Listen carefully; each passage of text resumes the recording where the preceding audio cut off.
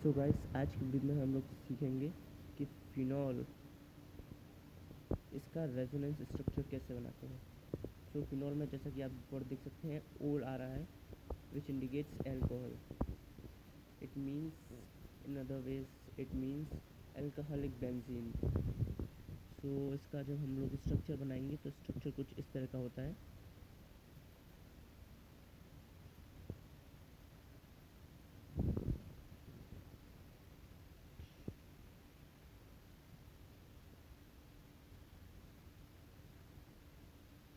ये फिनॉल का स्ट्रक्चर होता है और जैसा कि आप जानते हैं अल्कोहल के पास दो लोन पेयर्स होते हैं।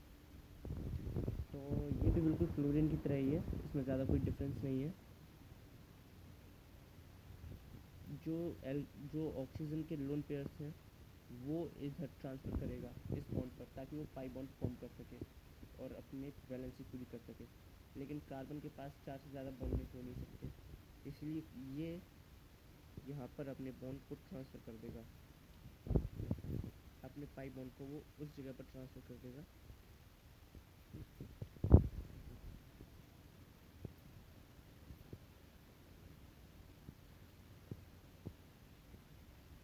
और यहाँ पर एक डबल बॉन्ड फॉर्म होगा जो लोन पेयर के ट्रांसफ़र की वजह से आया है।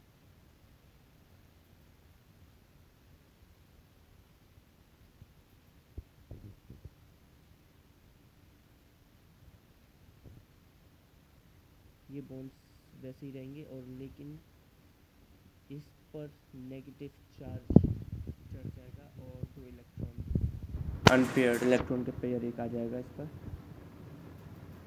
और फिर एक नया और एक स्ट्रक्चर बनेगा।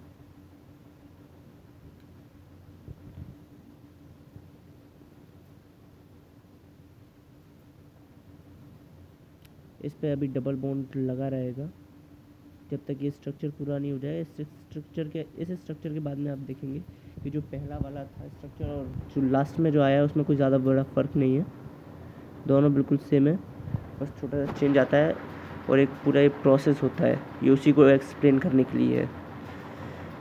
तो जैसा कि आप देख सकते हैं ये जो पहला वाला स्टेप था, इसमें ये जो इलेक्ट्रॉन्स हैं वो अब इस जगह पर ट्रांसफ़र होंगे इस कार्बन पर, लेकिन इस कार्बन के पास पहले से अपना एक पाई बॉन्ड अवेलेबल है, तो वो इस पाई बॉन्ड को आगे ट्रांसफ़र कर देगा ताकि उसके लिए स्पेस बन सके।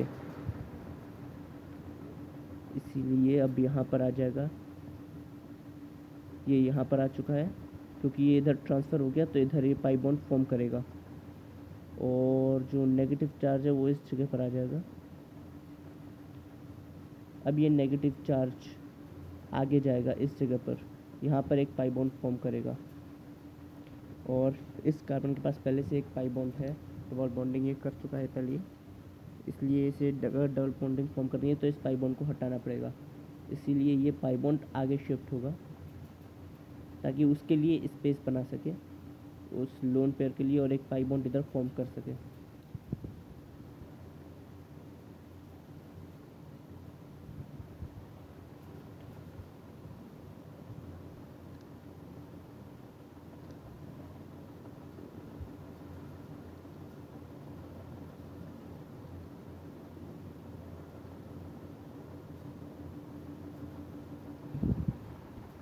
अब क्या होगा, ये तो यहीं पर था और ये जो इलेक्ट्रॉन है उसने अब यहाँ पर पेयरिंग कर लिए और यहाँ पर एक पाई बॉन्ड बना दिया है, और ये जो पाई बॉन्ड था वो आगे शिफ्ट हो चुका है इस जगह पर, इसलिए एक नेगेटिव चार्ज इधर आ जाएगा।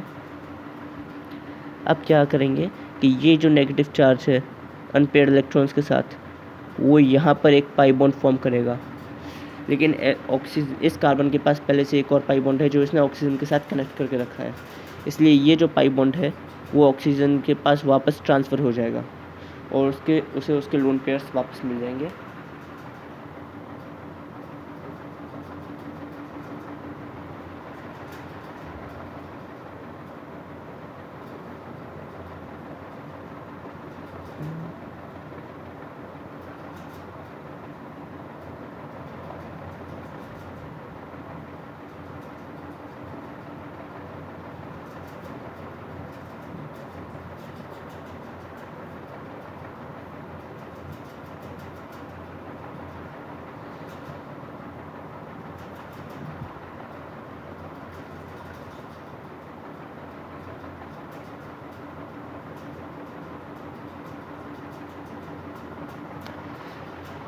सो एज आप देख सकते हैं कि ज़्यादा कोई बड़ा डिफरेंस नहीं है। जो अभी जो स्ट्रक्चर आया और जो पहले स्ट्रक्चर था बिल्कुल सेम है, बस ये एक प्रोसेस को डिफाइन करने के लिए होता है रेजोनेंस का, कि कैसे आता है वो। तो एक और बार मैं आपको ये एक्सप्लेन करूँगा। ये पहले जो स्ट्रक्चर था इसमें जो ऑक्सीजन है, इस ऑक्सीजन के पास 2 लोन पेयर्स थे। अब वो स्टेबलाइज होने के लिए आगे वाले बॉन्ड पर जाएंगे और इस जगह पर इस कार्बन के साथ पाई बॉन्ड फॉर्म करेंगे।